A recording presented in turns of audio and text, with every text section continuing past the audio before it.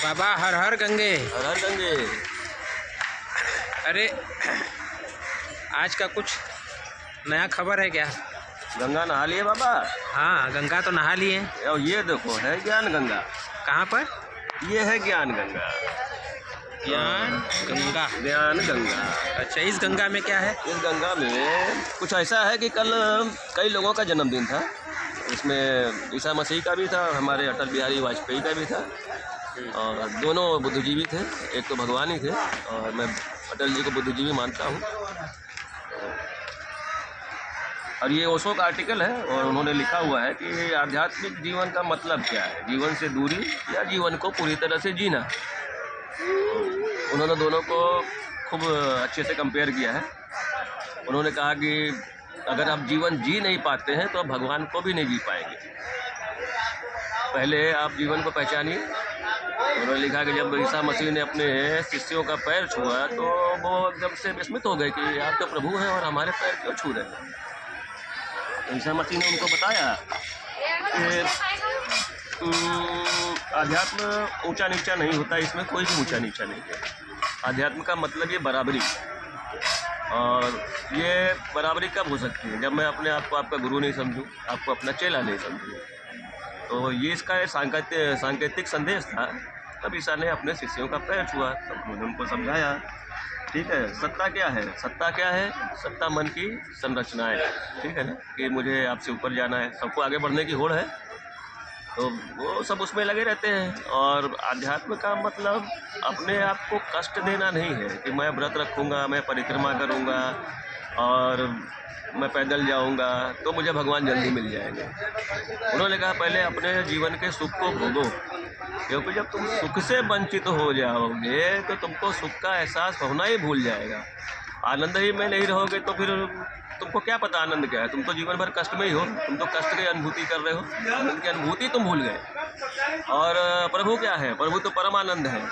तो जिस दिन तुमसे प्रभु मिल जाएंगे तो तुम तो उनको पहचान ही नहीं पाओगे, क्योंकि तुमको तो क्या मिल रहा है? कष्ट ही मिल रहा है।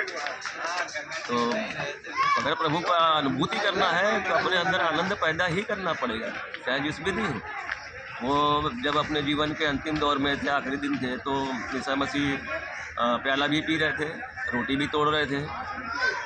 तो उनके शिष्यों ने पूछा ये क्यों कर रहे हैं? उन्होंने कहा कि मैं तो देखो आनंद से ही प्रभु को मिलूँगा, और मुझे कोई इसकी आवश्यकता नहीं है कि मैं अपने जीवन में कष्ट करूँ। जब मैं कष्ट करूँगा तो मैं कैसे पहचान लूँगा प्रभु? और मरना क्या है? मरना तो सबसे बड़ा आनंद है, क्योंकि उसके बाद ही जो आपका साक्षात्कार होता है भगवान से होता है, प्रभु से होता है। तो मृत्यु से कोई डरने की आवश्यकता नहीं है। आनंद में रहिए, मस्त रहिए, अपने जीवन को अपने तरीके से जिए। बस खाली इतना ही ध्यान रहे कि हमारे जीने से किसी दूसरे को कष्ट न हो, ऐसे कार्य करिए। वो अधर्म वही है और कुछ है ही नहीं।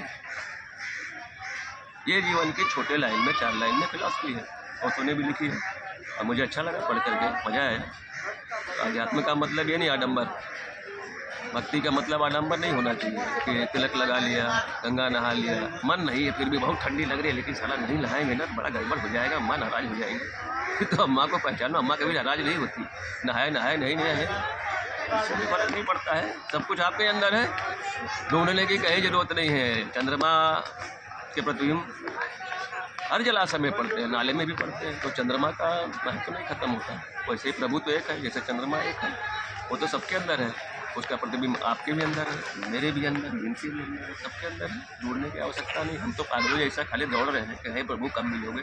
क्या ढूंढ रहे हो? कहाँ जा रहे हो? इधर है ध्यान, प्रभु की तुम्हारे अंदर ही है दुकान, कोई ज़रूरत नहीं है कहीं भागने की। हाँ, जो अच्छा लगे करो, जो अच्छा लगे खाओ, जो अच्छा लगे पियो।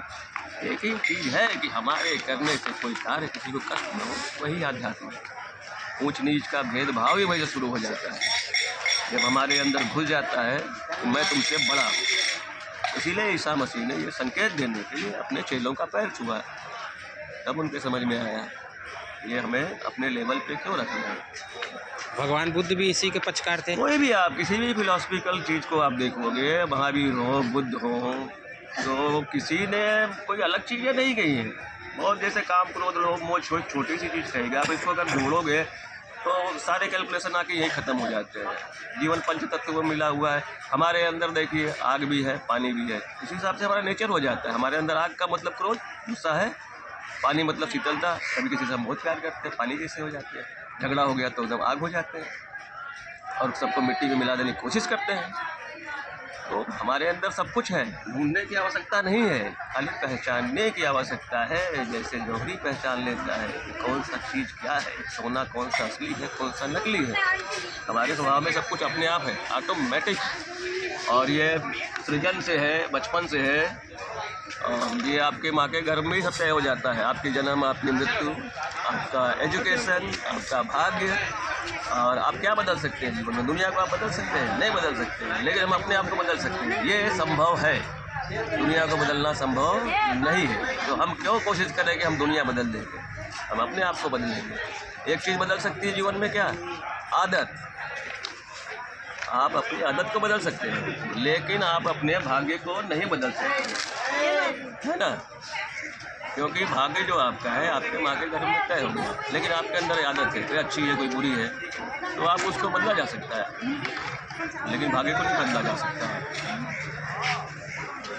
You can change your habits but you can change your destiny. तय है आपको कब कहाँ जाना है, आपको कब क्या करना है, आपकी पढ़ाई कितनी होनी है, आपकी रुचि कहाँ है, समझ रहे हैं ना?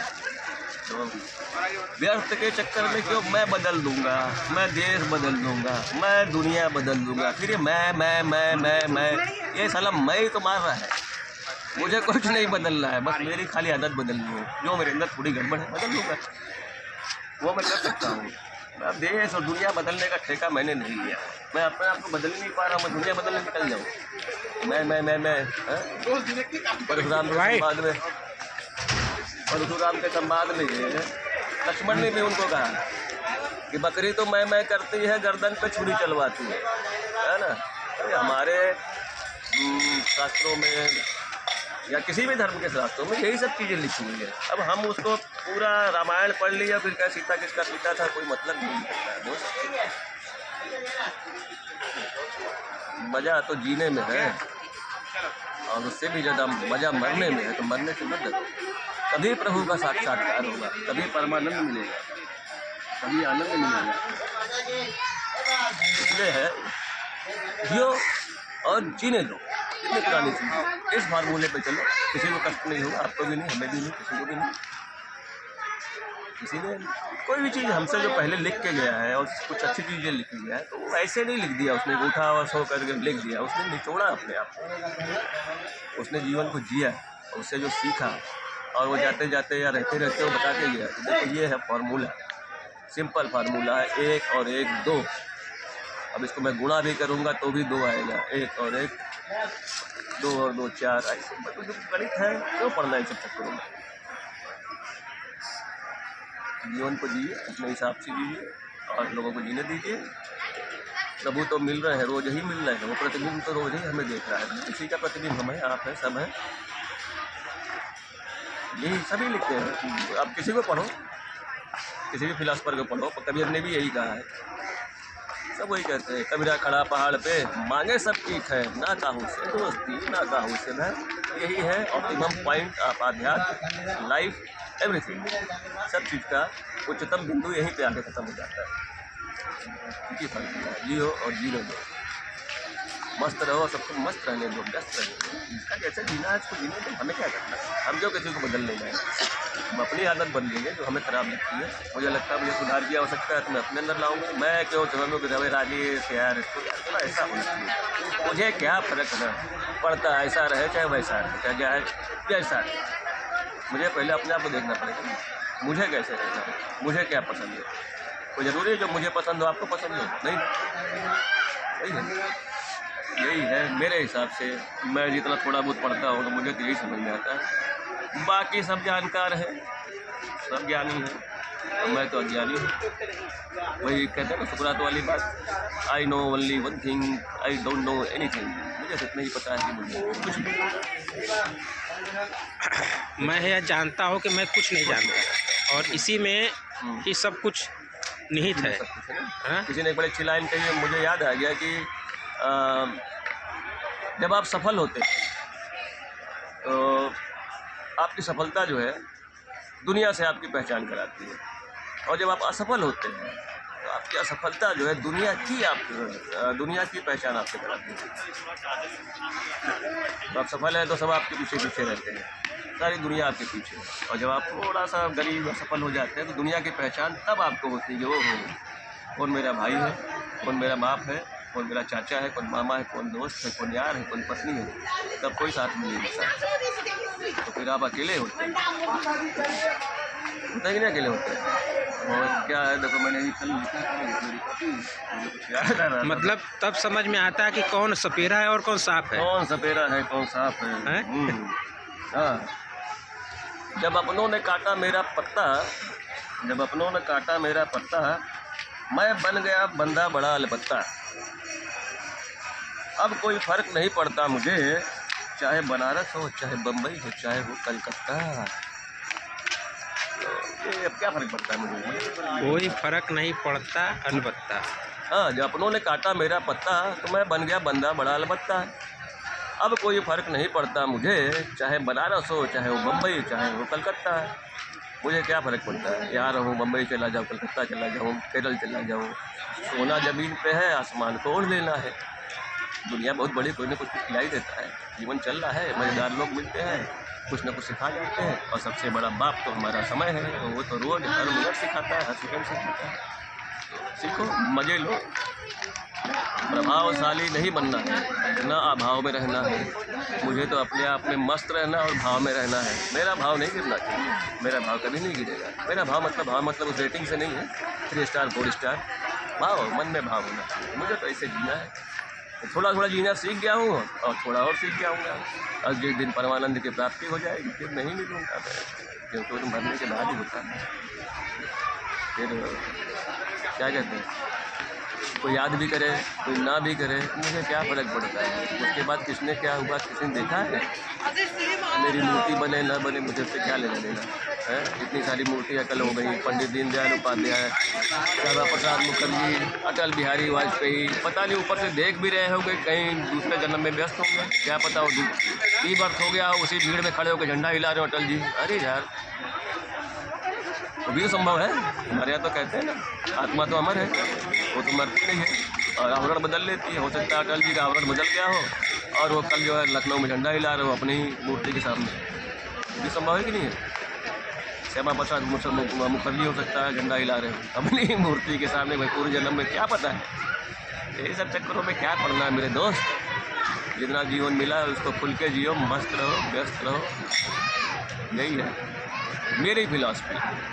मरने के बाद क्या होता है किसी ने नहीं देखा है। तेल में तले जाएंगे, पकौड़ा बनाए जाएंगे, सीकर घुसाया जाएगा, ये किसी ने नहीं देखा है।